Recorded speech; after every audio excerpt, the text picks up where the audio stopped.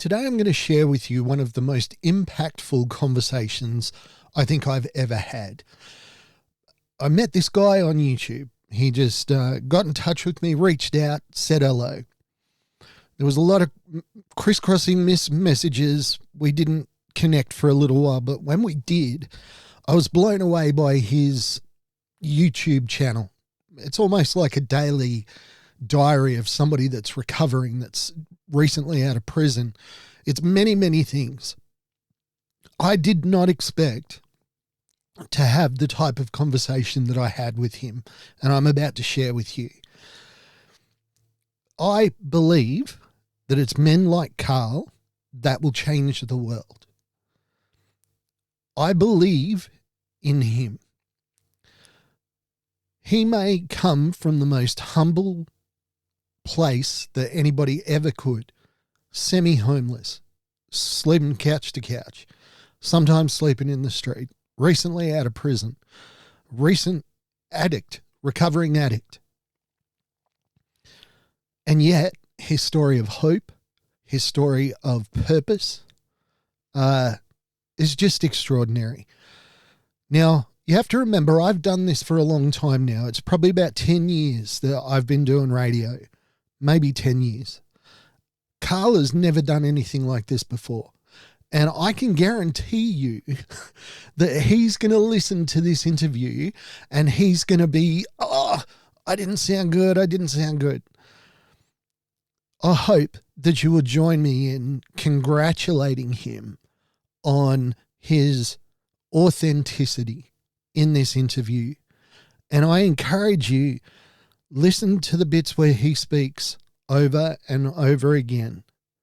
I am overjoyed to be able to give you this conversation today. So let's dive in, see what happens.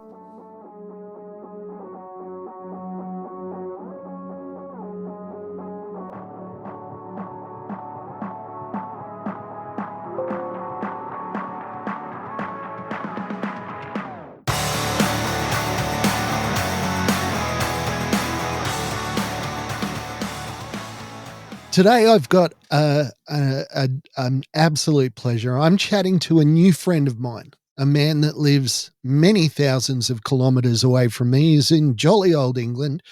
Carl, mate, I am super excited to be chatting to you today. How's it going?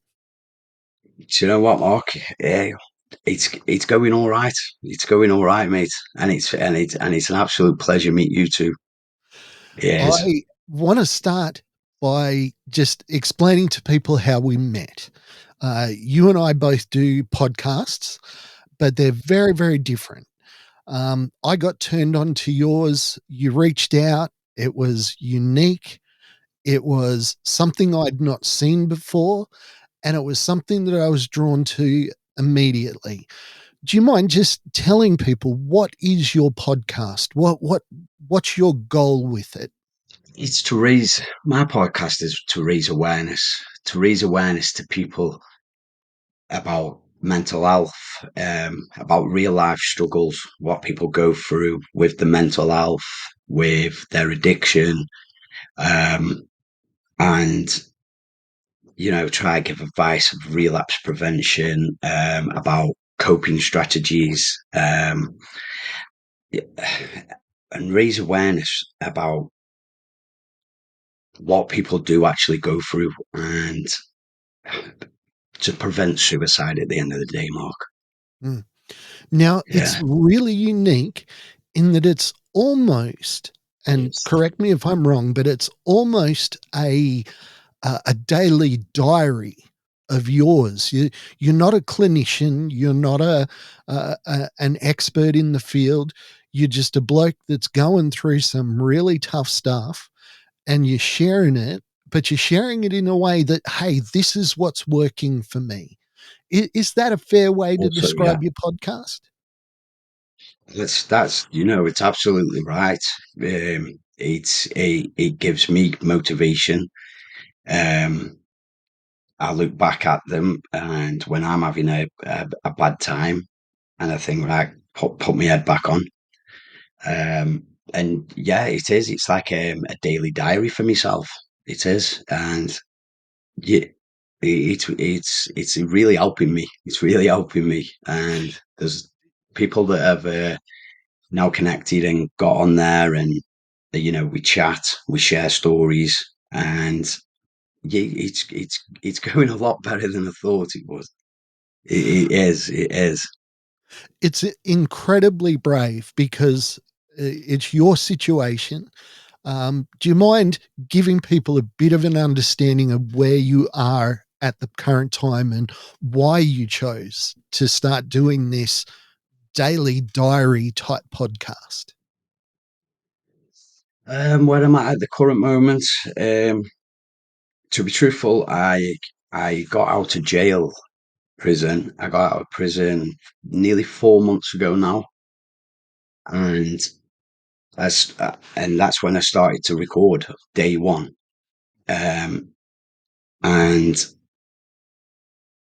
I didn't expect the barriers I'd run into, the rocks in the road, um, and stuff happens. And I thought I'm going to carry on with this, the daily thing. And so where I'm at the moment is, wow, I've had struggles. I'm getting on. I'm looking forward to the future. Now, for once in my life, I've never been able to be at peace. I've never been able to forget the past. It haunts me, and still things do. But I'm at a point now in my life where I'm learning from the past. I can be at peace in the day, so that means I can look forward to the future. And with sharing my story with others, there's a lot of fake stuff out there, isn't there? There's a lot of fake people. There's a lot of people that are sharing other people's videos just to get views and stuff like that. And I thought, you know what, I'm going to jump in the deep end, even with myself, and I'm going to put it out there. I'm going to put it out there, see where it goes. And I do a lot of reflection myself on it. Sometimes And it's I'm happy with scary it. honest. Sometimes I'm watching and it's like, I can't believe he's just shared that. Yeah, that's yeah, well, it's real life, isn't it? So I thought, right, yeah, yeah, I'm gonna put a lot out there. There's a lot of people that talk a lot of stuff about people out there, and I don't agree with it. Um, so I thought, I'll silence them because I've always been a man. Like, if you've got anything to say, come or ask me. Don't go, don't go round having your conversations. The Chinese whispers that then lead into absolute complete fake. Yeah. So yeah, I decided just put the old truth out there, nothing but the truth. Mate, you mentioned that you were in jail, and I really don't want to go into that experience, but I was No, it's interviewing a okay. person a few years ago, and they said if you didn't have a mental illness before you went to prison, you're pretty much guaranteed to have one when you come out the other side. As a man that's lived that experience, does that strike you as a true statement? That's he's bang on there. Yeah, Mm? yeah, he is because the stuff you see in there, the stuff you'll experience yourself, the way how you find the true you when you're in a place like that because there's nobody around who there could be, but you'll be transferred here and there. So that's traumatic itself. You might have just got settled in one place, but never get too settled. By the way, if anybody watches this, and then there's the trauma of being locked in, and there's the bars. You'll see the bars for ages still after you come out. Um, the sleeping in the single bed that's rock hard. even though you look forward to coming out and sleeping in your nice double bed when you get out, if you've got one, you still want that single bed. It depends how long you've done. The slamming of the doors is forever. Yeah. So, slamming of the doors, the rattle of the keys is forever in your head. You get PTSD from it. You do. If you don't, you can all types of mental illnesses. Definitely. One one Definitely. thing that struck me about your story when I think I got onto your YouTube when you were at about day 13. That was probably one of the first days I tuned in. And something that I've thought about often is, do you worry that the blokes in prison will see you being vulnerable this way? Was that a challenge for you? Because I would imagine that vulnerability is something you never want to show in prison. Is that something that you just divorced from your mind? How did you get over that? No, that's a good question. That is because I did go in with mental health illnesses, and um, I suppose you just have to have a rapid talk to yourself, and say, right, you've got to man up, you've got to man up. So really, mine was when the door closed and you're locked in, and that's when you can. Oh, but every time that door's open, you have to go out, say, with a mask. You have to put that mask on. You have to also be you. Though you'd never enter a place like that with some alter ego or fakeness, because they'll smell it a mile off and you're a target. Um,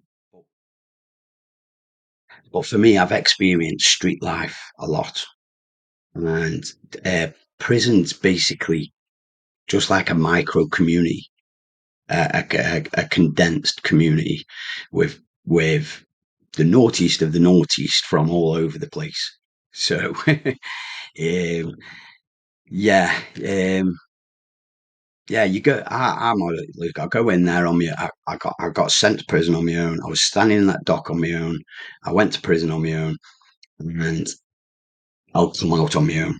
So that's how it is. You can be friendly with people, but don't be over friendly. Or you can go in there and completely, you know, be an idiot, Yeah. and you'll Was it just was get it known for hard being an though? idiot. Was it hard though you've been released from prison and you've said, I want to do this YouTube diary. I want to do this podcast. Was it hard to get past that for yourself? Because I mean, even from well, I've gone through and watched all of yours, but even from 13, number 13, which I first watched, there's been milestones where you have just shared your heart and you've been completely vulnerable. Was that a difficult thing for you to achieve once you came out of prison? Was that, or was it just you were like, "Hey, I've been myself before. I'm gonna be myself again, and that's all I can do." I think it was, I had an experience before of doing videos. I won't say what platform because, and I made a complete tit of myself. Sorry for, I did. I was drunk a lot, and yeah. But if you kind of,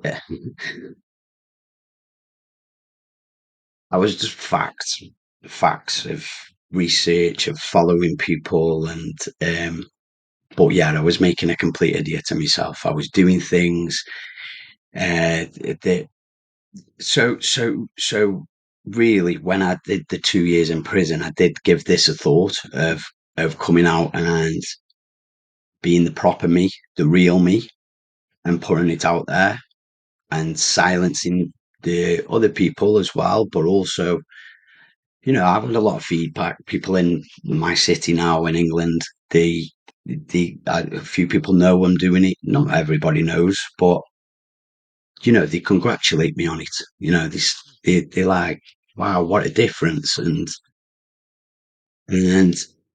it feels brilliant. It does. It does. It feels brilliant for other people to see the change in me, to see the real me, and to raise awareness, because a lot of people have died around me with doing what they've done, and mental health illnesses, and taking their own lives. And I do truly believe that if I put my story and share my story out there, and even if it resonates with one person, and it gives them encouragement, and if they connect, and it gives them encouragement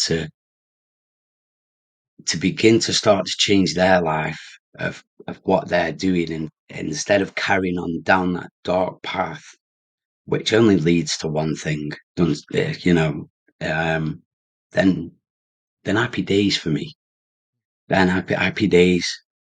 Mission won't be complete for me, but yeah, yeah, Well, one thing I want to talk about is your courage, because it would be one thing if you were a man of means. Say you came out of prison and you were going to your own home, you had your own car, you were just picking up a life that you may have had before you went into prison if you were affluent, if you were well off. But the truth of the matter is, mate, you've shared. I mean, I was watching a YouTube video and I felt helpless. You were so far away, and you were walking down the street. It was at night time, and you were saying, "Guys, I'm out on the street again. I'm just trying to figure out what doorway I'm going to sleep in." yeah. Something like What that. is it Yeah. in you? Because I mean, this is courage of an order that I am not used to seeing. I don't think any of us are. So, somebody that's about to sleep in a door frame, and yet he's going, "Guys, you can do it. You can keep going. It's gonna be okay." I, I'm in awe of that courage, and that's what I'm hoping to show through our conversation today. Um, every time I hear another facet of your story, it's the transformation in you is so incredible that I'm just inspired, just um, to know you. So I want to ask this optimism, this hope that you have, this light that I see in your eyes. Where is it coming from? How are you finding the strength to keep going? Because you're going through stuff that I can't even imagine what you're going through. There's fire in me belly, Mark. There's fire in me belly. And I know, and to everybody, there's light at the end of the tunnel. No matter what you are going through, always hang on to that hope. You know, anything can get thrown at you, anything, and we never know when it's going to happen.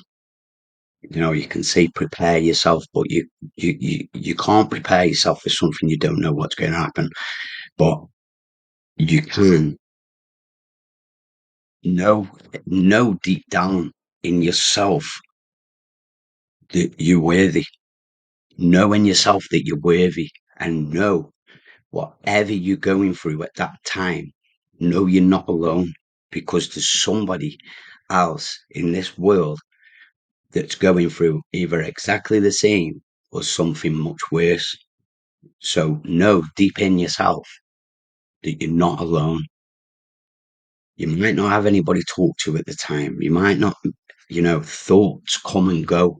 Thoughts come and go. Thoughts could last seconds, they could last minutes, they could last hours, they could last days. But know that your mindset will change. So if anybody is going through it, reconsider, you know, reconsider, know that it will change, know whatever you're going through, it will get easier. Carry on walking your path and be accountable to yourself, you know. Um, yeah, hang on to that hope and know. And yeah, for me, when I went to that doorway again, that was like, for me, I knew where that could have gone for me again, because I've lived in them doorways for years. So you can say I was prepared for that. I knew what I was facing. Did I want face it? No, I didn't. Am I getting pushed? I'm still getting pushed to go back to them doorways. And when I am screaming for help. My podcast is like, it's hope.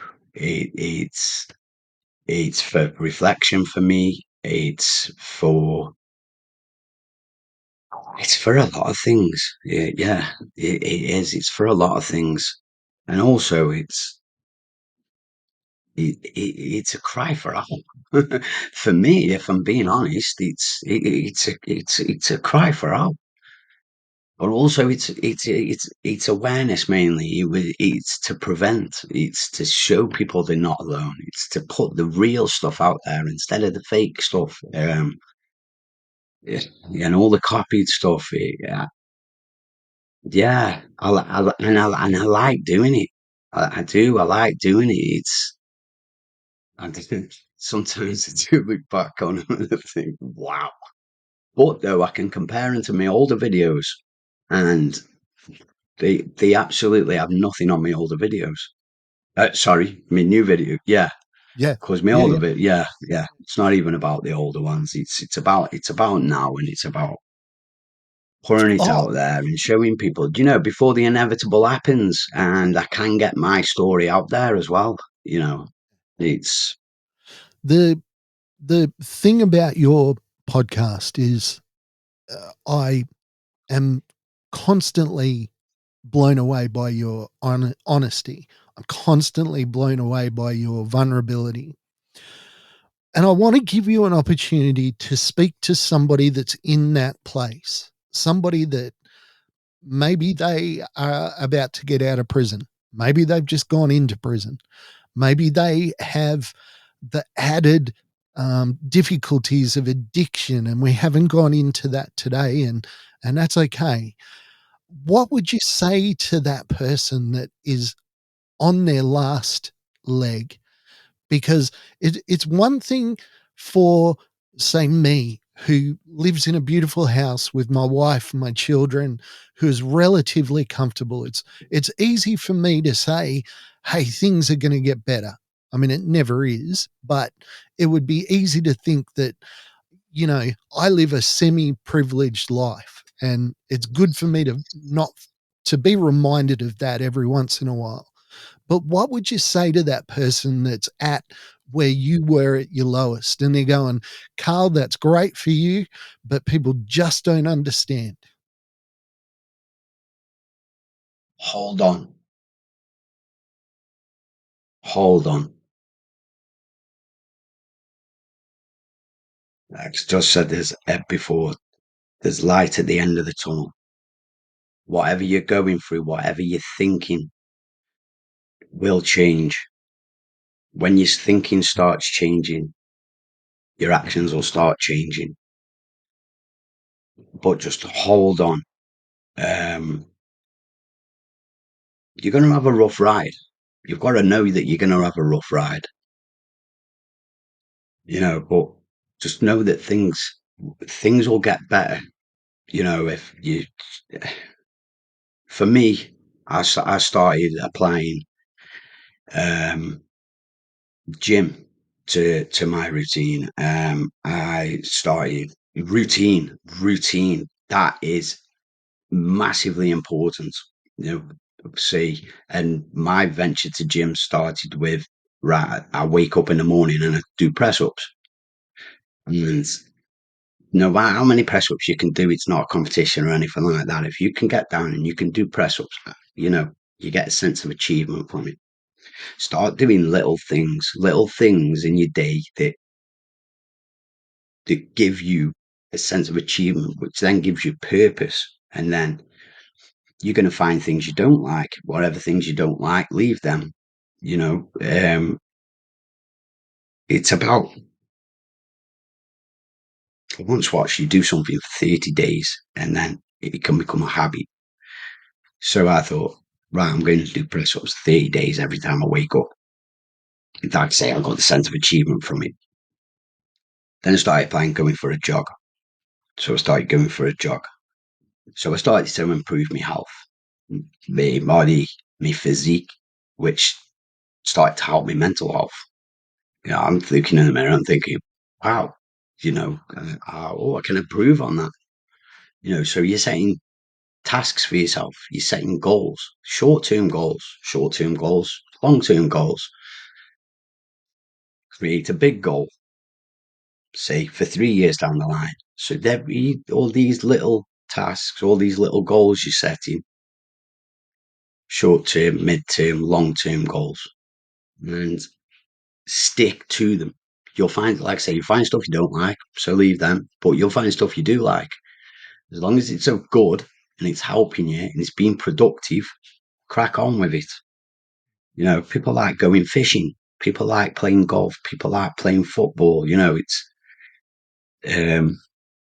find a healthy addiction. Find a healthy addiction instead of a bad addiction. We all know what's bad. If you have that little voice inside of your head niggling you, or it doesn't feel right in your stomach, follow your gut. That's it. Follow your gut. Process what's in your head first. Think before you speak. Yeah. Create routine. Create a routine in your life. Whatever you're going through, just hold on. Just hold on. I once heard a Don't guy say, sorry, mate, I cut you off. Please keep sorry. going. Don't act on them thoughts. Don't act on them horrible, bad thoughts. They will go. They come, they go, they come, they go. They like waves.